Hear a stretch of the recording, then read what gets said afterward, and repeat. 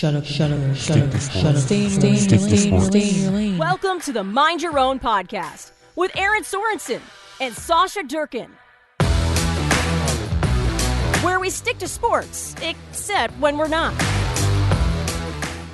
Hello and welcome to another episode of the Mind Your Own podcast. I'm Aaron. I'm Sasha. And it is officially game week in Nebraska. I know depending on where you are, what team you root for, maybe you don't even watch football, which is fine.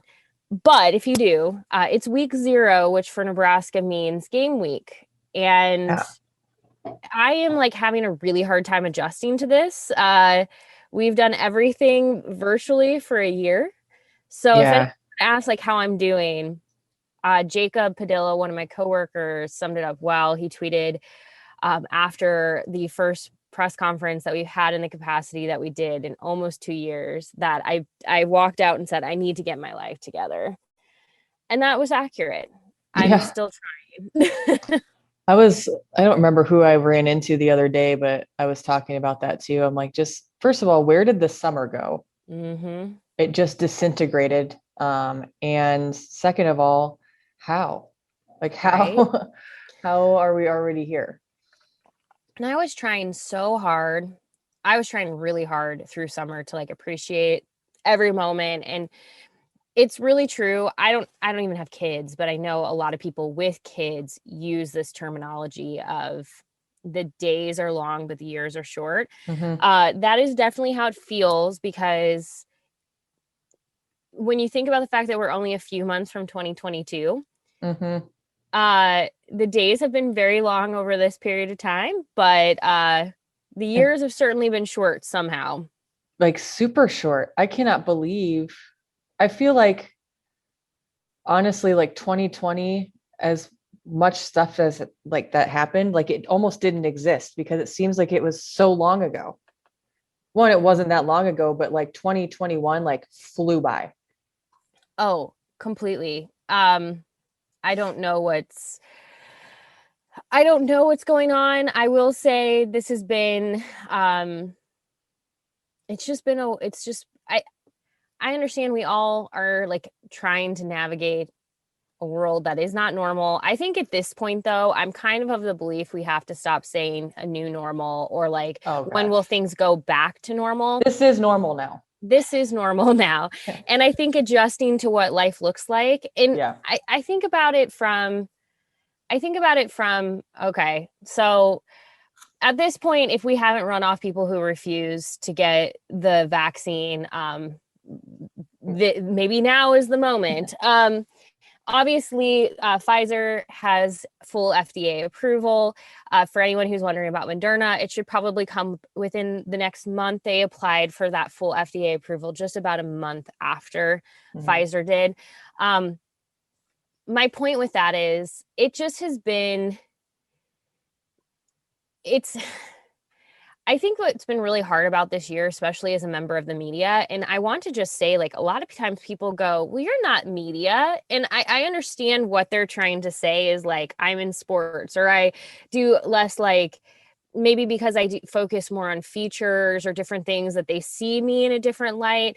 But like the thing that has been really challenging over this last year and a half, and I want to just preface this by, I'm not woe is me. I'm not saying feel bad for me, nothing at all. I'm just saying, as somebody who has a journalism degree, went to school for journalism, works around a lot of incredible journalists, both in sports and beyond, and has pursued this in life, it's really disheartening to have people in so many different layers just hate on the media. Yeah. And yes, there is some media that deserves all media deserves criticism, to be honest and fair. Like, let's be fair. Like, media deserves criticism just like any job. But there are times where people are so cruel. And the reason I brought up the vaccine piece is it just was like, I retweeted the Nebraska Medical Center. They had shared some information. I thought it was great. I shared it out. And the amount of people who quickly wanted to just yell at me about like sticking to sports, or mad about or telling me that like I am uninformed And it's like, yeah, I'm not an epidemiologist. I have not studied this, but I'm trusting the people who have, because Right. this is where they've spent their life. And I feel like I feel like everyone is just doing their best and trying to give the most accurate, helpful information. And it's been very disheartening. So when we talk about like Yeah. the last like year and a half, and By how, the way, like, not to interrupt you, oh, but you're fine. I Please thought a do. year ago we decided that you can't say stick to sports anymore. I'm pretty sure it was exactly a year ago. Did you see the photo of if you haven't, I'll link it in this episode. It's so funny. There is I always want to say San Diego Chargers, but there's a Los Angeles Charger player, and his last name is Stick, and Mhm. he's the number 2. So he's Oh, literally Stick 2. And so somebody took a screenshot and said sports. It's the best. Whether he intended for that, I'm guessing.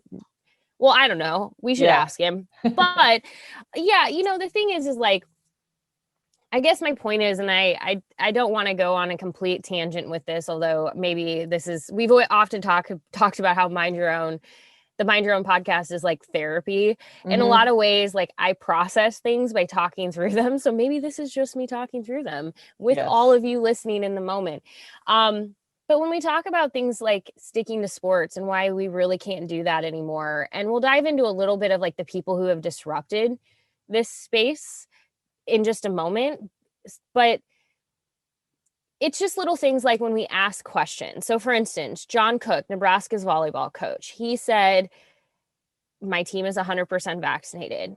That Mhm. information gets shared on Twitter, and it's a really bizarre subset of individuals who immediately want to yell, who cares? I don't care about that. And it's like, it's really easy to keep scrolling if you don't care. But it Yeah. is important, because the Big Ten also just came out and followed suit with all the other conferences that if you are unable to play a game because of COVID-19, if COVID-19 is affecting your team to the point that you are unable to play a game, it cannot be rescheduled. It is a forfeit, and the other team gets a win. John Cook talked about that there's just like, aside from your viewpoint on vaccines, there's a competitive advantage when you are doing what you have to. So like wearing a mask when you're in an Mhm. indoor situation, making sure you're not putting yourself in a spot that's like, just, if your whole team is vaccinated, why does that matter? Well, because they don't get tested now. Yeah. Scott Frost even said that the unvaccinated players are the ones that are tested once a week, and they're the ones who trigger things. I Mhm. want to be clear for those of you who are like, well, people who have gotten the vaccine can still get COVID. Absolutely. That's how vaccines work. We have had Right. flu shots. People who have had the flu shot can get the flu. Mhm. I have had the chickenpox shot. I've never actually had chickenpox, but Yeah. I could still have gotten it. It was possible, but like Mhm. the shot would have lessened the symptoms or made it more likely that I don't get it. Or if I do, I recover more quickly. Exactly. I'm less likely to spread it. We need to just look at this like a little bit more like, I feel again, like I if feel I've like run off people, they're already gone. So I feel like hello. people get hung up on the term vaccination without truly understanding what a vaccine is, Yes. and how they work. Mhm. So like if you aren't 100% positive, I would just, do a little bit of research Well, because, and don't you do know, like the research where you're like, I'm going to go Google to like validate my opinion. right. Like Because you can do that. you can, but if you don't truly understand how vaccines work and how they operate, like, just do a little bit of research. If it looks like it's too good to be true, it probably is. So dig a Probably little is. deeper. I wish like everyone could be on like vaccine TikTok with me, Oh, because there's a we're on number the same of TikTok right now. I love it. there's a number of doctors and people in the field and scientists that truly do know what they're talking about, that have a really good way of like, I don't like the term layman's terms, like I don't know why it bugs me, but like they have a way of making things make Just sense. simplify it. Yeah. Exactly. Yes. And I wish that everyone was on there, or maybe I should just start sharing them on Twitter. I just, this last, like when I think about so for instance, like just sharing the news, like John Cook Mhm. saying his team is 100% vaccinated, or hey, this is what Scott Frost said about the Big Tens, whatever. And I mean, we've heard now across the board, we're hearing from Alabama, who, good for Alabama. I just want to say, Yeah. like, good for Alabama. I think they said like 90 some let me go actually get the exact amount. They had like a bonkers percentage. I know Nick Saban gave his amount out, and I think he said like one player has yet to be fully vaccinated. I'm like, God help that one player. Yeah. I'll have to go find it. So there was something that I saw. See, I don't like to do that. I'm sorry to everyone. I should have had that, but it just prompted my thinking. The University of Alabama has announced something recently about where they're at with vaccinations. But they're also the same school that has like encouraged people through different messaging. Obviously, Nick Saban has been very vocal about getting vaccinated, masking, wearing your mask when you can. Yeah. I don't know. Maybe I'm making this up. Maybe it was something different. Because I'm not finding something. So maybe I had like a fever dream. To be honest with you all, like nothing makes sense anymore. But with that said, let this be a lesson that like if you think you remember something, go verify what you're talking about, because I might be close to what I'm talking about, but I don't know specifics. So I don't want to dive into too much. But I do think it's I found it. Did you? 6 days ago, I think. Minus one person, the University of Alabama football team has been completely vaccinated per Nick Saban. That is the football team, but I swear that Alabama, the entire athletic. Yes, I swear somebody. I was like, y'all, yesterday or Monday. So we're recording this on a Tuesday, and Monday was Nebraska's like first day back. Alabama athletics announces over 90% vaccination rate. There it is. So I'm not completely. There it is. I was like, I'm making up just completely not true news. I've also decided I'm not using fake news anymore. I just want to throw that out there. I don't like it. And we're okay. Sorry to everyone who's like, where is this podcast going? It doesn't matter anymore. We'll get there, but we wanted to talk about strong women in sports. And so we're going to get there through this channel now. There's a song by Lizzo, who I love, and Cardi B called Rumors. And I've been listening to Rumors quite a bit. A lot of feelings about Rumors. I enjoy the song because it's basically them saying like everything you've heard about me is true, even if it's not, because I just don't care. Yeah. I don't care what you say. It does not matter. And you're going to believe what you want to believe anyway. Exactly. But there's this one part where Cardi B says the word fake news. And it's not, this is not hate on Cardi, but it hit me when I was listening to this song where I was like, I hate that term, because it was a term that was used to basically say that like any news that I don't agree with is fake news. Right. It's the same thing as how we incorrectly use clickbait, which we talked about recently. Yep. It is being used as a way to say, I don't like this, so it's not real, or I don't like this, you're just trying to get me to care about it, but I don't like it. And it's like, or I don't agree with this, so I don't agree with it. Because it's not my opinion, it's fake. Yeah, I'm so like I'm saying it's just, I was making up news that was potentially not true, but as Sasha helped verify, I did not have a complete fever dream. I really did read that somewhere. But yeah, it's just, I will give credit to the schools like Lane Kiffin. I will say like props to Lane Kiffin, who's gone out there and not only gotten his team fully vaccinated, but he's also gone out and started speaking very openly about it. He's been on MSNBC. He's gone and done interviews. And, I'm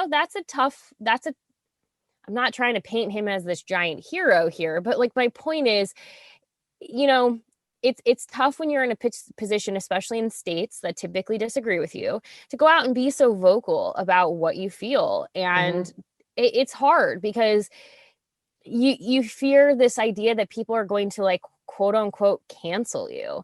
And then you're, what does your future look like? What is this? And so I give a lot of credit to these coaches who are like, the difference between, like, in my opinion, a Nick Saban and a Lane Kiffin in this world too is like Nick Saban is like set. That man has won enough games in his life. He's done enough where like he can basically say, do whatever he wants. And it's like, you can't tell him. He's got clout. He's got the clout.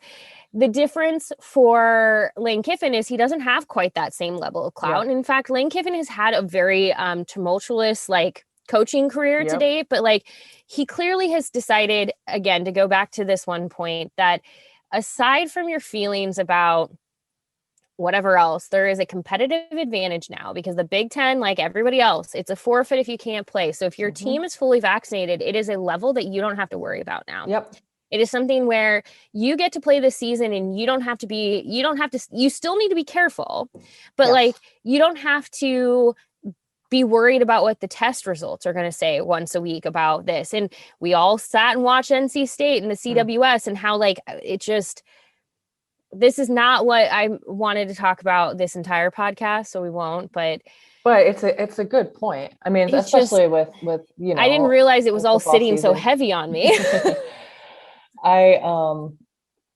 Yeah, I've been thinking quite a bit about it too. So I'm glad that we touched on it because I think that it's important to know, especially like the fact that, I mean, how many players are on a team, how many people, how many players, athletes, and staff are in an entire athletic department. Like, that's super impressive. And to not have to worry as much about potentially having to basically give up a game because people are sick and could potentially spread, COVID.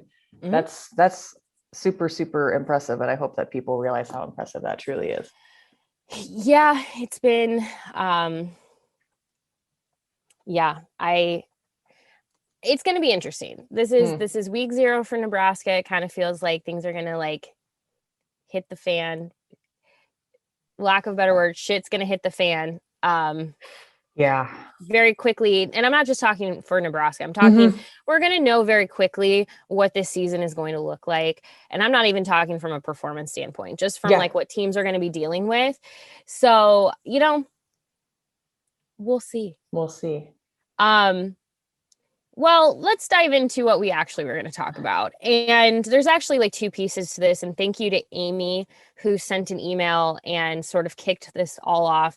I really appreciated, just first and foremost, she was talking about our complex feelings episode. And you want to talk about like, when I say like, just like kind of the just crap that we read about, like, so there was a tweet I responded to last week that it was like, how long has this week been? Or how many weeks has this week been? And it was not about like sports, and like the way I read it was just like, this has been a really long week. Yeah. And for me, I'm like, it had been, between all of the news I was dealing with in my current, in my actual job, to like the news of like everything that was happening and continuing to happen in Afghanistan, to everything with COVID-19.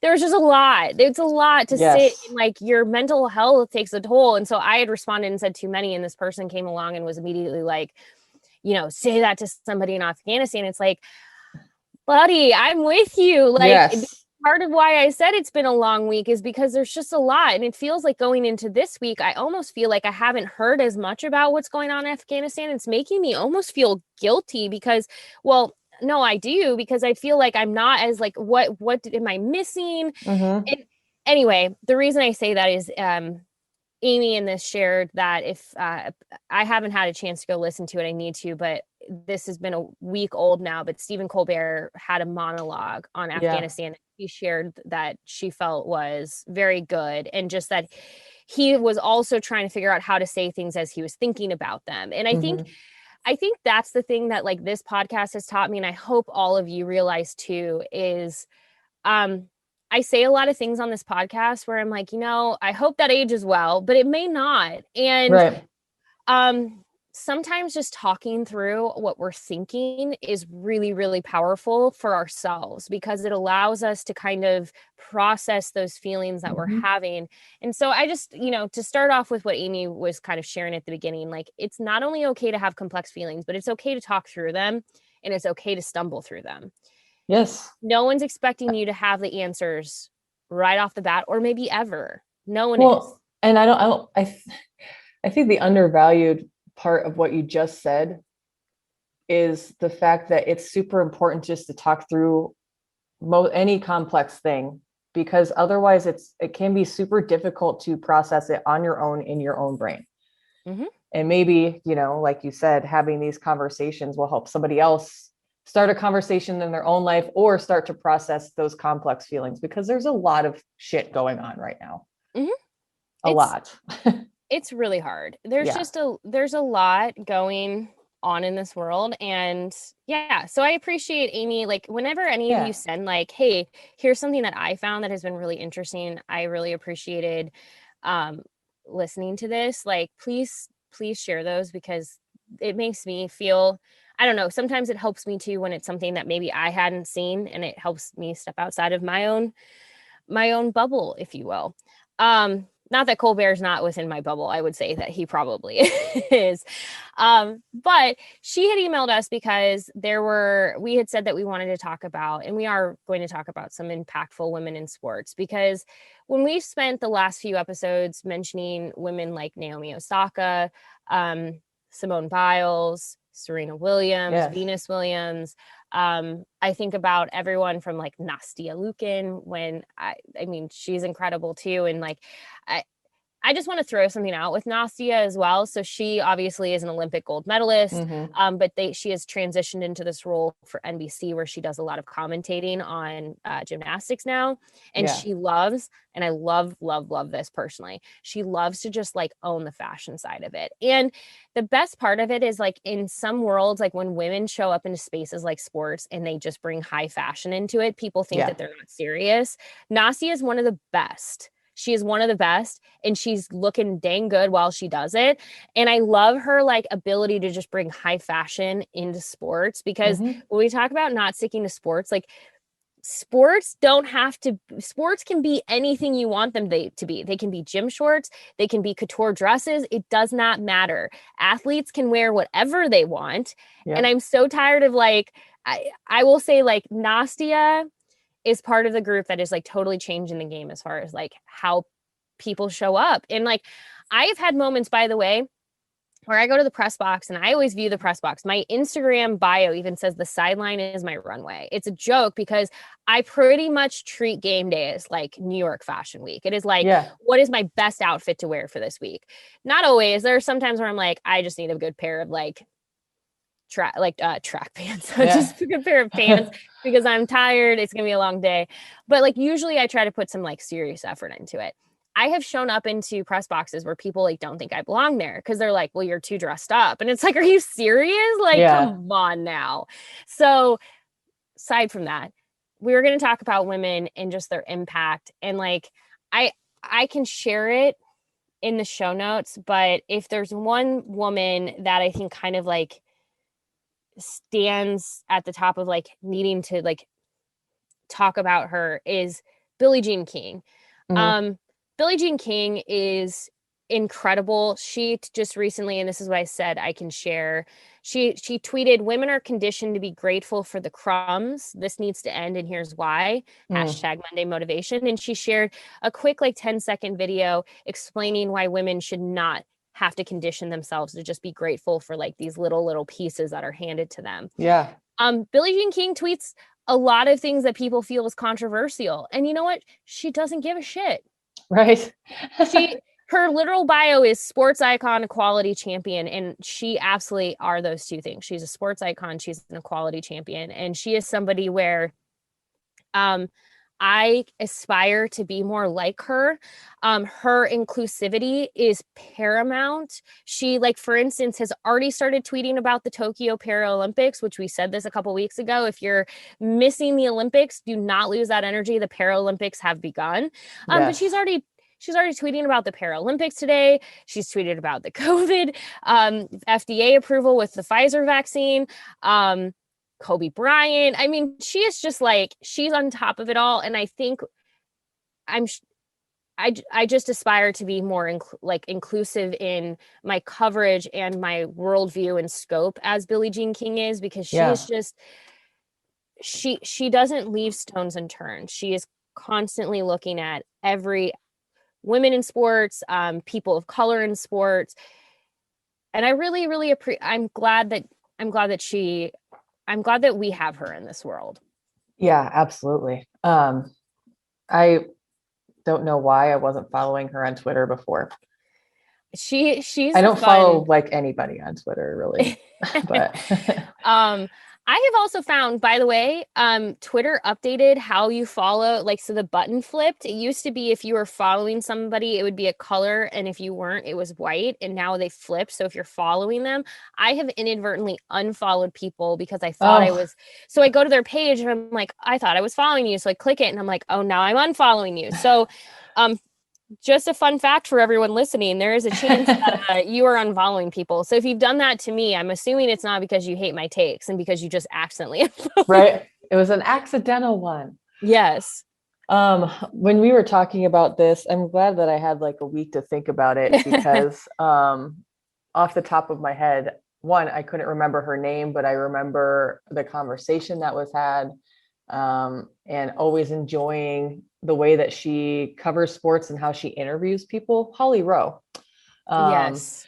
I had the pleasure a couple of times to have her on one of the shows I was formerly on, when I was still doing radio, and she is just she's genuinely kind as a human being. And I was able to reach out directly to her, but instead of just, it being an interview request, she like turned it into like a conversation, like, how are you? What can I expect to cover? And then like started asking me questions about me, which was, I found interesting. So I ended up having to like call her on the phone because she wanted to run That's through awesome. some things, but then she like actually took the time to like try to get to know me. And I was like, at the time, I'm like, I'm just a producer. Like, why does this amazing human being who I've looked up to want to, like, why does she care? But, and then I don't know, I've just, it was that interaction with her. And then, you know,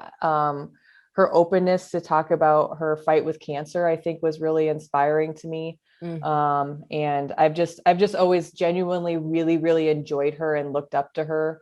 And I think that she's another one of those, um, folks that is inclusive. And I mean, she covers things just so well. And I just absolutely adore her. She and was incredible for I really love Holly Rowe as well. In fact, I got like I've never had the opportunity to meet her, but have seen her like in Mhm. person from a distance. And like obviously, like you never want to like yell at someone while they're doing their job. Please stop yelling at people, especially on TV when they're just trying to do their jobs. Mhm.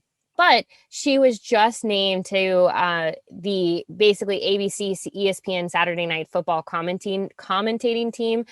There was a spot that was left by Maria Taylor when she left for Mhm. NBC. A lot of people wondered what would that look like for both game day and that primetime game.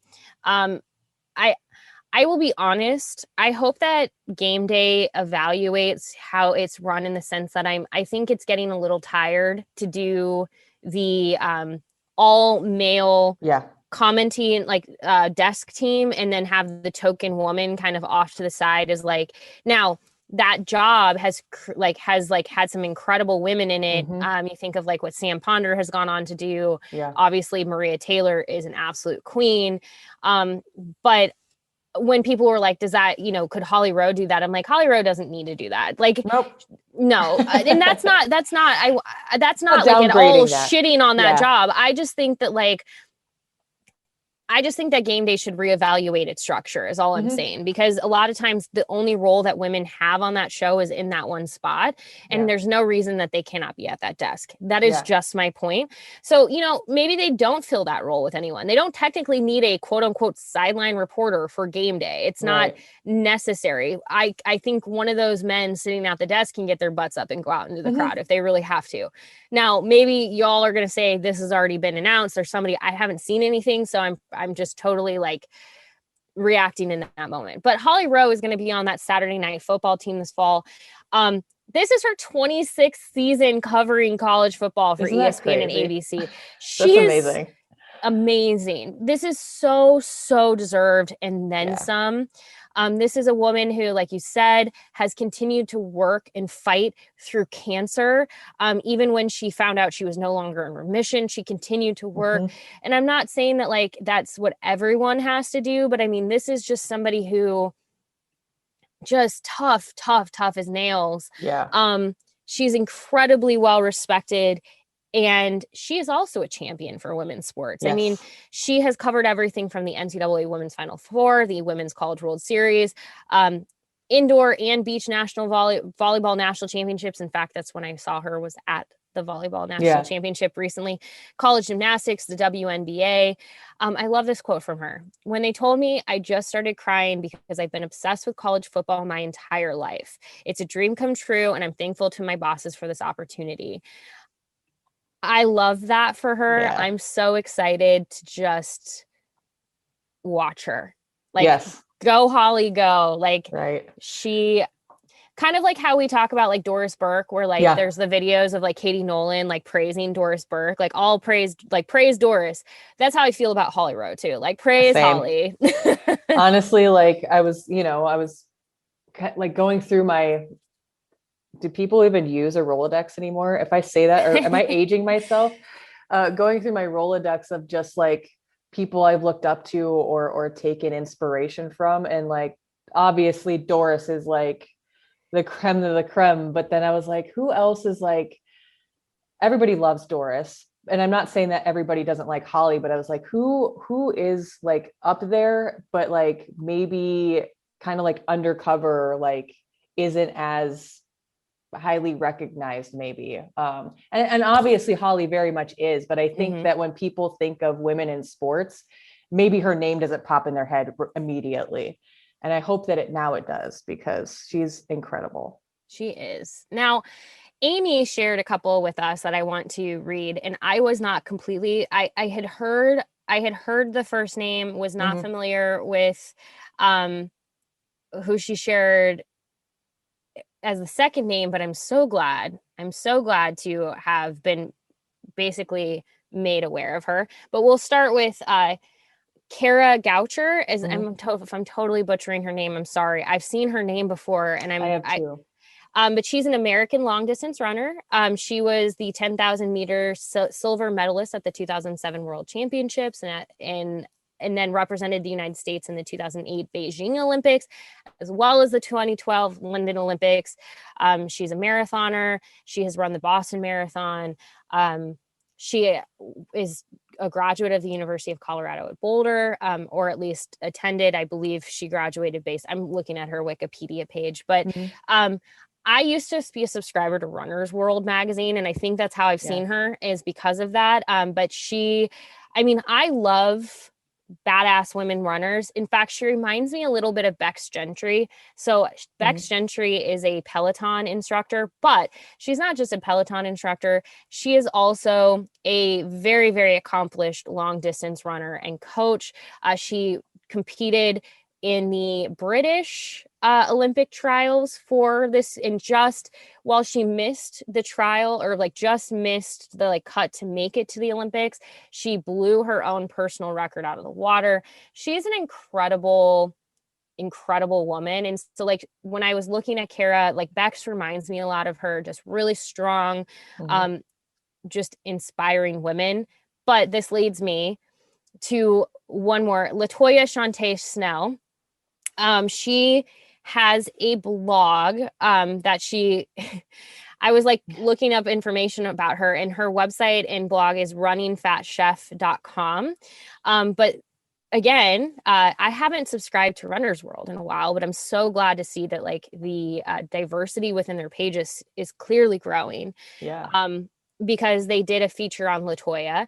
She is a chef, a writer, photographer, and runner. This is from Runner's World, which I'm happy to link. But she became an advocate for marginalized groups in the running community after she was harassed by a stranger during the 2017 New York City Marathon. But instead of letting that incident prevent her from running, she wrote about the experience and turned it into a source of power. She has since expanded her activism, using her voice to advocate for for the BIPOC community, the queer community, and those living with disabilities. Wow. She's really, really, really amazing. I love her. I love her because here's the thing. This is what I love about Latoya. As somebody who, like, I do enjoy running. I'm not Okay, so Bex Gentry says this a lot. If you're running, you're a runner. Yep. But it's really hard for Period. me. Yes, it's really hard for me to sometimes believe that because I often go out running and I don't feel like I look like a runner. I'm like, does my form look okay? And like, I don't have like what is like quote unquote a traditional runner body. You know what I mean? Like, there's just things that I'm super conscious about, Yeah. and it's hard because I feel like I get just in my head about like, am I supposed to be here? LaToya is actively working against those stereotypes Yeah. in running by saying everyone belongs here because anyone can go out and run. It Yes. doesn't matter how fast you go. It doesn't matter how far you go. If you are putting on a pair of running shoes and you run down the block and back, you are a runner. You're a runner. And I love this. Like, I thank you, Amy, for bringing LaToya into my world because Yes. I was not previously familiar with her, but I am going to go follow her on Instagram because she's I'm so glad that she is in this community and she's fighting. I'm sure it's not easy because oftentimes when you are a disruptor, people want to disrupt you. Yep. But she is not. She is. I like that. Yeah. Sometimes I say things on this podcast where I'm like, yep, nailed it. And then there are other times I'm like, ugh. But I love her and I appreciate Amy bringing her into our realm. I'm really excited to follow her. I just followed her on Twitter, but like, I love a good Instagram follow, like real authentic people that are like, it's not always easy to do anything in this life, but to have that representation and like real people being like fighting for the things that they believe in, but also showing the struggle part of it because it's not always easy. And anything like, I love a good run follow just because personally it helps me because sometimes it's not easy, especially with distance, but I'm very excited about following these two. And I thank our listeners for sending in their favorites. I'm just reading a little bit more of this Runner's World story, and she was asked basically like, what issues do you hope to address within like your movement, like with what you're trying to do? And she's like, I'm just going to read this one part. She says, I also identify with movements like the fat acceptance movement. It's a little bit more radical, a little bit more punch in your face, where it's basically saying, embrace me for the size that I am. I advocate for health at every size. Sometimes people have conditions that we are not able to see. For instance, I battle endometriosis and I'm at stage 4, which means I am always in pain. The editor's note here is, because there's some of you who may not know what endometriosis is, it's a painful disorder characterized by abnormal tissue growth around the uterus, which results in heavy and irregular periods and sometimes fertility problems. And then she continues, I probably have 3 to 4 days, good days a week where I'm not in excruciating pain. I don't hear enough stories about athletes with visible and invisible disabilities because sometimes we're gaslit. We're told that we are imagining the things that we are going through. And it is so true. I mean, I think about like the amount of times in my life where like I've just quote unquote sucked it up because I'm like, oh, I'm not actually feeling the thing that I am, or I'm not actually or my pain is not as bad as somebody else's. And it's like, your pain, your experience, what you're going through is so unique to you. And that's what like it's frustrating to me when people kind of go like, well, it can't be that bad. You're not walking in their shoes. You don't know what they're feeling. Don't do that. Right. You have no idea what we've said this several times before, but you have no idea what somebody else is going through unless you physically them. Yes. Or they say something to you or you know them. So stop assuming shit, please. 100%. It's just, okay. Totally random example within this, but if you're a Nebraska volleyball fan and you were watching the red-white scrimmage this last weekend, Nicklin Hames was injured. It was a really it was just a really freak situation. She kind of went up for a kill. And the way she came back down, she just landed funny. It sounds like what she ultimately did, at least from what John Cook later explained, was it sounds like she sprained her ankle. The thing that is tough with ankle sprains because I saw a little bit of this on Twitter yesterday, was people not understanding, like, wait, why is she going to be out for so long? I don't get it. This doesn't make any sense to me. The thing with ankle sprains is they can range from, they have so much range to them. Thankfully, nothing is broken, nothing is torn. So she should be back fairly quick. Like, it's mostly at that point what John Cook said, you're just dependent on the swelling and the strength to come back to the ankle. That's really what you're looking for at that point, is the swelling to go down, the strength to come back, and then you can start wrapping it and good to go. But you don't want to force things before someone's ready, because that is when you do break and you do tear things, is when you push it too fast. Nicklin, who is tough as nails as well, was crying after that happened, because I'm sure it hurt like hell. Like, I'm sure that moment was really scary. It probably was like, my entire career could have just ended in this one moment. Thankfully, that is not the case. But the thing is, I think most people get it, but unfortunately, I saw some people who were like, well, if it's just an ankle sprain. And it's like, ankle sprains can end careers at the same time. Like, we need to stop expecting people to work through something that they don't need to. In Nicklin's case, Nebraska has 2 backup setters who are able to step in and play in her spot. It's not worth putting her into potential harm's way because people expect to see her play. Period. She'll be back. She'll be back. But like, this is the thing with injuries and sports, and like people going, it's not that bad because it's something you can't see. Right. You end up finding out later, like, oh, Adrian Martinez had to have surgery on a throwing shoulder because there was something going on that people didn't see. Now, maybe you can make the argument he shouldn't have, like, maybe that he should have come out of the game sooner. But like, these are all things that, like, sometimes you got to step back and go, I don't maybe see what's happening here. You don't know the whole story. It's hard. And I think women also in sports tend to get kind of like beat up on the sense of like, well, you're just making it up. You're just exaggerating what actually is happening. And because heaven forbid we have something actually wrong. Like, my goodness. It's just, I think about like, so there's so many women, and I really, really encourage you, either send us an email at mindyourownpodcast@hailvarsity.com or tweet at us. I'm at Erin Sorensen. She's at Sasha72. Let us know the women that inspire you in sports, or people in your life. It could be your mom. If she has inspired you in some way, let us know, because I love to hear these stories, because we are absolutely not, but like, we have had so many episodes where we've talked about so many different women who have inspired us. We'd love to hear yours, because the one thing I want to spend a little bit of time talking about, because I think it's important, but fits within this too, is Amy, who has just inspired us in this episode in so many ways. She also included another part in here, which I think is important on so many levels, but especially when we talk about inspiration, it makes a huge difference. So I'm just going to read this little part from her email.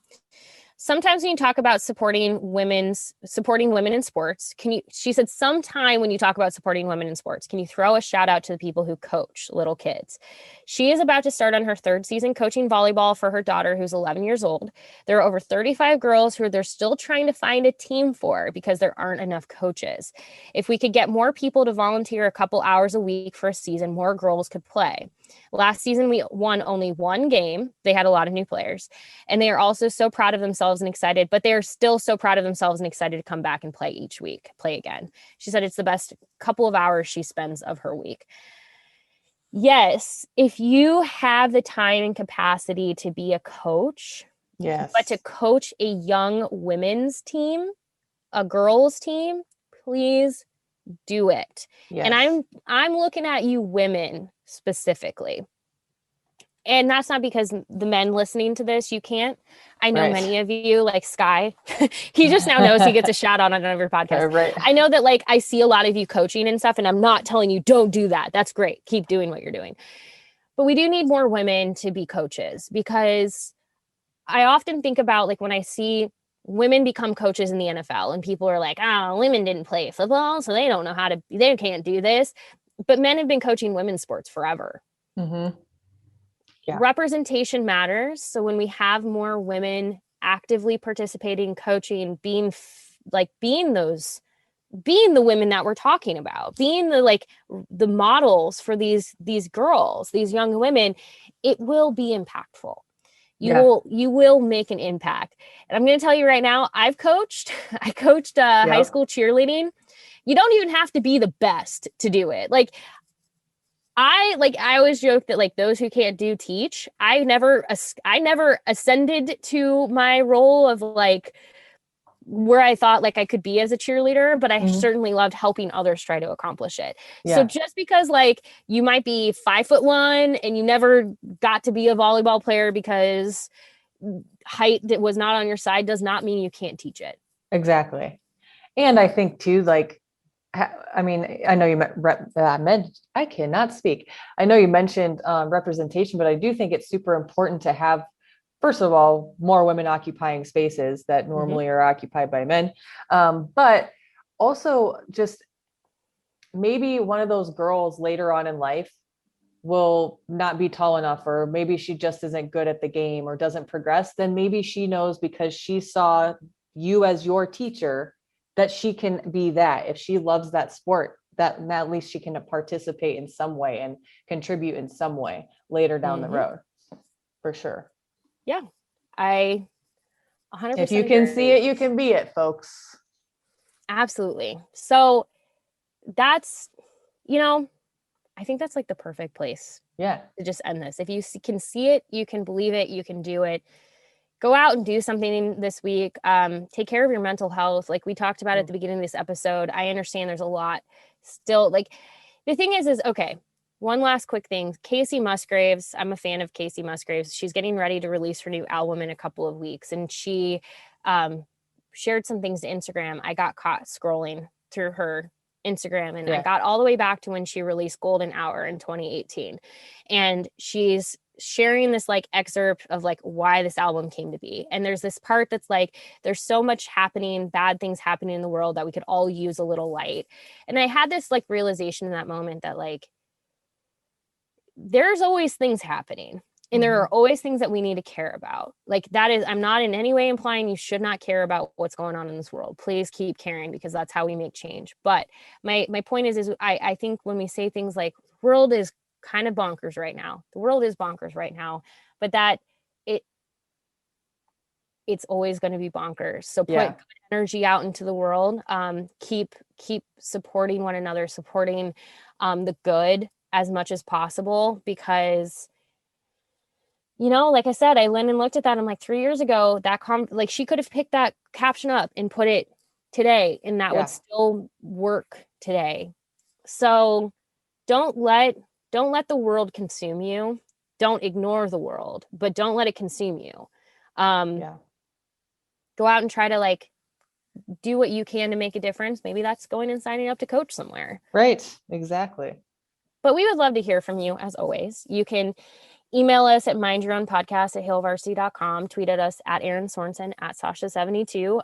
We're getting really close to 1 year. Yes. So we'll be celebrating, not sure how, but just get excited. Yes, please. It'll be awesome. Maybe we could plan something. We'll plan Maybe. something. We'll see. We'll see. We'll Everybody go get vaccinated. Yes, please. Then we can hang out. Approved. It's FDA approved. Yeah. Then we can hang out and we can celebrate. Well, we appreciate you as always. We will be back next week with another episode. Reach out. We want to hear from you, and we will talk to you later. I just keep saying thank you, so I'll stop. All right. We'll talk to you later. Appreciate you. Bye. A Huda Media Production.